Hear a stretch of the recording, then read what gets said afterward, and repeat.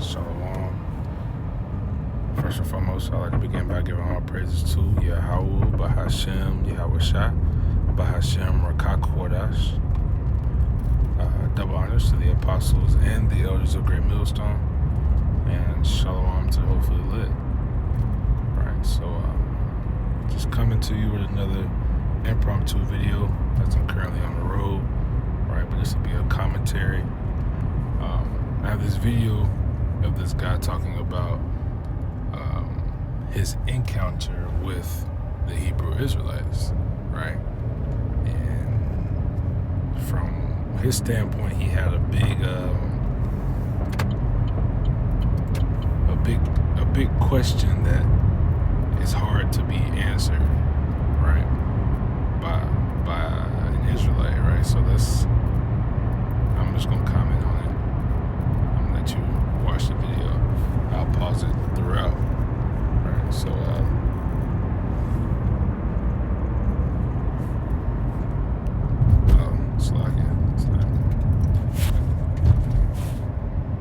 I said, hypothetically speaking, I said, if you take everything that the white man has done out of the history of humanity and out of the history of this country, do you still have a religion? Whoa. He was like, what do you mean? I said, no, if you are... So, if you take... and it's always fun to me when I hear this, right? Because he's saying, if you take everything that... He's saying the white man, which we know is Esau, right? If you take everything that Esau has done away, do we still have a religion? And you know, the way I personally respond to this question is, well, honestly, I don't have to. You know, I don't have to take away anything and think. I don't have to think of it that way. Why? Because it happened, right? The scriptures tell you in what is that? I think that's in Second Esdras. By measure hath he measured the times, by number hath he numbered the times. He does not move nor stir them until the said measure or said time be fulfilled, roughly paraphrasing. Right? So I quoted that scripture because everything that has happened was supposed to happen. Right? Like it's quite honestly an idiotic question if you ask me, because it happened, and prophecy is what we base our faith off on. Yahweh Shah said he comes in the spirit of prophecy. He said that in the book of Revelation. So to say we wouldn't have a religion if so-and-so or so-and-so didn't happen is idiotic.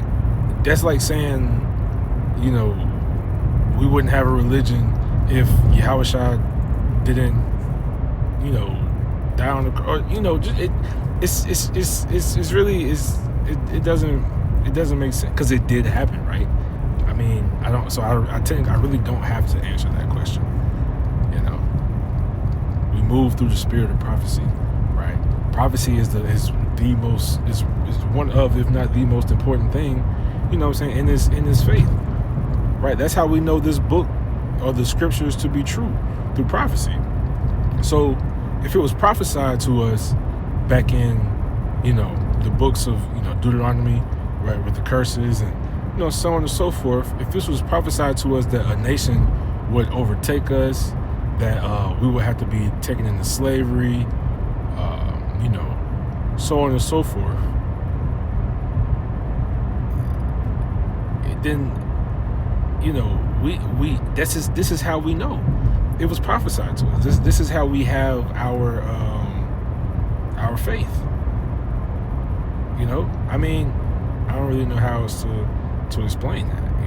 If the scriptures have told us that this was going to happen to us, and then it did, that's what makes our faith concrete. So again, I'm kind of rambling at that. But it's just an idiotic question, because it happened. You can't change history. This is why history is important. That's why it's important to know, it's important to know the captivities that we went into. It's important to know the things that, that Esau has changed throughout history. It's important to know everything, you know, as much as possible, you know. But I let it play. It's everything that the white man has done out of the history of this country. Do you still have an enemy? It's like the only reason why you were able to exalt the so-called black man the way you have is because you made the white man the devil, which is the Edomite. I mean, okay. Well, we didn't make the white man the devil, you know. Yahweh Bashem Yahushua made them the devil. He made them who they are. They are Esau, Edom. They are the sons of the wicked. They are those devils. You know? I mean, again, when you go into the books of Revelation, it talks about, you know, that beast who deceived the whole earth. That's Esau, Edom, right? When it's talking about, you know, or like even like going to the book of Obadiah, the whole you know, it's one chapter, but the whole chapter is going to the destruction of Esau, Edom, right? I mean, it's all throughout the scriptures. Esau, Edom is the number one enemy in the Bible, in the scriptures. So we didn't do that. That was the doing of Yahweh Bashem Yahushua, right? That was his movie. He set it up that way, right? When he spoke and he said, you know, two nations are in thy womb, right then and there, he set it in motion, right? He set it in motion that, you know, like I said, the elder will serve the younger, so on and so forth, right? I mean, again, it's all throughout the scriptures. We call him the Edomite, right? And I was like, so if you really pay attention to it, you're more of a slave to the white man's teachings than I am. Because your religion was not built on what God has done, but your religion is based on what white people has done to black. And that makes no sense. Our religion is, of course, built on what the Most High Yahweh Bashem Yahushua has done, and him, or not him, but, you know, just like he says, the so-called white man doing what he did. That is what Yahweh Bashem Yahushua has done. So again, these are already idiotic statements, idiotic questions, but edifying nonetheless. People. Yeah. Right? Yeah. So you're actually still a slave. You think that you're free, but you're a slave. Yeah. You're a slave. They're still living in your head rent free. Yeah. So he was like, yeah, you talking right. I said, no. I said, let's look at the evidence. I said, all of you guys' signs doesn't even have the death, burial, and resurrection of Jesus here. It's we're the lost children of Israel. The white man is the Edomite. The United States is lying to us for years. DNA tests are rigged by the United States government. It's like, the gospel narrative is not even shown up on your posters. It's not there. And I mean, first you have to tell people who they are first, right? Speaking to brothers who, you know, have the signs and things at camps. I mean, when you have the signs at camps, this is for, I mean, it's for a specific reason, right? It's just to get people to read, identify, so that way they may know, right? This isn't for everybody, you know. It never has been, never will be. But on top of that, you can't falsely accuse brothers of not having, you know, works that show, you know, the gospels, the you know, like what did he say? The death, burial, and resurrection. Like, brothers have gone into. I mean, come on, don't be so low, right? But continuing on. It's like, this is a reactionary faith. So you have a reactionary faith. Wow. And so then the dude threatened to slap me, and he was like, man, get out of here, man, before I slap you. You talking crazy. And I said, is that not, even if you disagree with it, can you agree, can you at least acknowledge that my question to you was a rational thought? Like, it was logical. No, that's an illogical question. Again, it's an idiotic question because it did happen. So, I mean, again, that would be like an atheist saying, well, what if, who you called Jesus? What if he didn't raise from the dead? What if he was never crucified? What if this? What if that? I mean, what's that? How's that saying go? If was a fifth? I mean, it did happen. So no, it's not a logical thought. It's an illogical thought. It did happen because it was supposed to happen. That's prophecy for you. That's what prophecy is. So in reality, I mean, when you have somebody like this, they don't really believe. They don't really digest prophecies for what it is. They digest,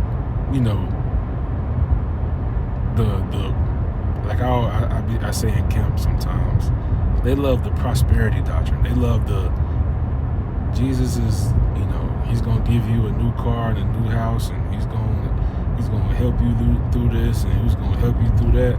But they don't never want to go into the parts that, Yahweh Shem Shai he'll judge you for this, and he'll destroy you for that, and he's going to destroy America, and he's going to put these other nations in hard bondage and slavery, specifically talking about Esau, Edom, right? How he will slaughter their children. I mean, it says this in the scriptures. Specifically what I just said, Isaiah 14, prepare slaughter for their children for the iniquity of their fathers. Whose fathers? Esau, Edom. So you want to say our whole doctrine is built off of what the white man has done? He's the number one enemy, man. I mean, he's that devil. I mean, you go to the book of Revelation 13, and it talks about 603 squared and 6, right? That being, they say that's the number, that's the Satan number, that's the devil's number. But the scriptures tell you, what does it say? It says, here is wisdom. It says, for this is the number of a man. Who is that man? Esau, Edom. I mean, so yeah, we hate Esau, Edom. I mean, the Lord hates Esau, Edom. I mean, yes, we're going to talk about him, of course. There's a time and place for everything, We can't only talk about, the kingdom, so on and so forth. I mean, brothers know what I'm saying. There has to be a time where people hear the harsh things, right? Those, Christians be in the spirit of, they want to speak to us smooth things, right? They don't want to hear the you gotta stop doing that. You gotta follow the laws and commandments to the best of your ability, so on and so forth. You can't commit adultery. No, you can't lay with that man's wife. Like that, things like that. They don't want to hear hard things. They don't want to hear this place is going to be destroyed with nukes, and World War III is going to come, and I can go on and on. All right, but let me let him finish what he got to say. It's logic. Like, you might not agree with the logic, but is it something that you can wrestle with? I can't wrestle with that BS, and they cut the conversation off. And so I think anytime somebody's threatening physical harm against you, they lost. That's when the voice just really irritated me. I think whenever somebody threatens harms against you, they lost. Nigga, you came up to them. They was on the corner, I'm assuming. But when dealing with brothers of GMS and those affiliated, right? I mean, some other camps too, but we're not really worried about them. But yeah, man, I mean, we sit on the corners. We sit on the corners. We have our camps, and we don't bother nobody. We don't beg nobody to come listen to us. You came up. So if we don't want you near us, get the fuck on. I mean, and it's quite simple. We don't have to dialogue with nobody. We don't have to talk to you. Those of you is gonna get it, is gonna get it. If they don't, they don't. We don't give a damn. If anything, we prefer that you don't, because that's one more chance for me to be a part of you later. Because I can't make myself that number. But the The more you 2/3 I see gives me hope every day. I mean, excuse me, my folly, man. Conversation. They don't have an argument to your question. It's over. And it was anger there. Wow. It was anger. I mean, yes, it's anger there, because we can't stand you ignorant 2/3, man. We could argue with you if we wanted to, but we understand through the scriptures it's not gonna get anywhere. It gets nowhere. You're not gonna understand. David prayed a prayer that you wouldn't understand. These things are traps, stumbling blocks. Your eyes are darkened. You won't understand it. Unless Yahweh Shema Shai allows you to, of course. But, I mean, we know 9 times out of 10, your average Jake just won't. He just won't get it. And I really don't even have to play the rest, but I'll play it. Oh, that's crazy. That was one of my first run-ins with the Hebrew Israelites. Yeah, which I think is right there. But yeah, man, I mean, he said a bunch of nothing, honestly. His whole argument was, well, what if this didn't happen? Well, again, we don't play with ifs. If that, no, we play with what happened. Facts, hardcore facts. And it did happen. Esau, Edom took us into slavery. And I mean, they fulfilled prophecy by doing so. But we're also going to fulfill prophecy by returning that back onto them.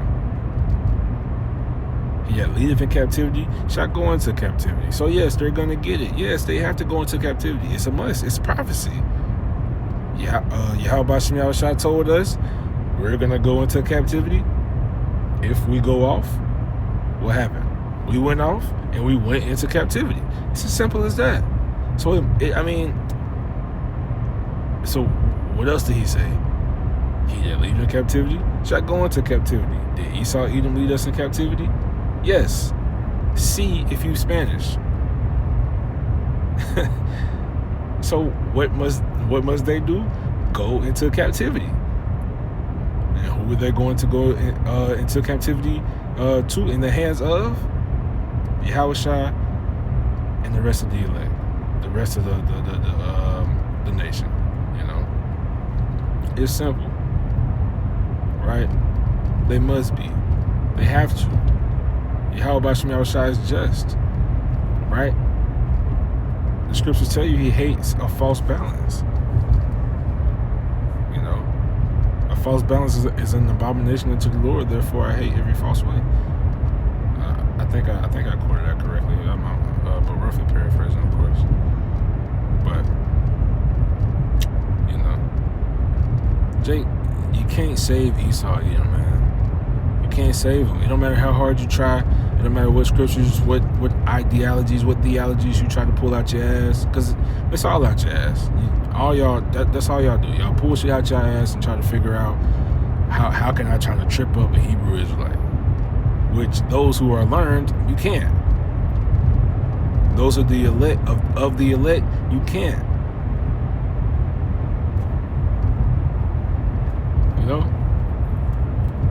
But again, idiotic. But Lord willing, this is edifying. Excuse me for my folly at times. Excuse me for the rambling. But again, Lord willing, edifying nonetheless. We're going to end by giving all praises to Yahweh Bahashem, Yahweh Shai, Bahashem Rakakodash.